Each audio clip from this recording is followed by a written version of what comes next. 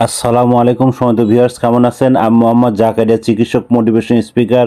আপনাদের মাঝে স্বাস্থ্য বিষয়ে আলোচনা নিয়ে আসলাম। বন্ধুরা, বিভিন্ন সময় বিভিন্ন ধরনের আলোচনা নিয়ে এসে আজকে স্বাস্থ্য বিষয়ে আলোচনা।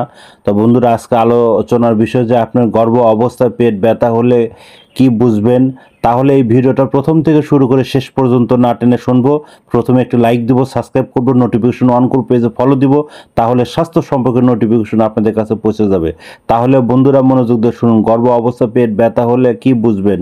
বন্ধুরা, আপনার গর্ভ অবস্থায় পেট ব্যথা হলে এবং ইউটেরাসের হাড়গুলো প্রসারণের ফলে মূলত পেট ব্যথা হয়ে থাকে। ভ্রূণ যত বৃদ্ধি পেতে থাকে তত ইউটেরাসের অভ্যন্তরীণ আপনার পর্দার চাপ সৃষ্টি হয় এবং দ্বিতীয় মাসেও আপনার আস্তে আস্তে বাড়ে এবং তৃতীয় মাসের সময় আপনার পেট ব্যথা দুই পাশে ব্যথা হয়। যদি আপনার বাম দিক থেকে কিছুটা ব্যথা হয় তাহলে বুঝতে হবে এটা ইউটেরাসের ব্যথা এবং ডান দিক থেকে কোনো পরিবর্তন ঘটতে চলতেছে। তো বন্ধুরা, এই ধরনের সমস্যা হলে আপনারা গাইনি ডাক্তার দেখাতে পারেন।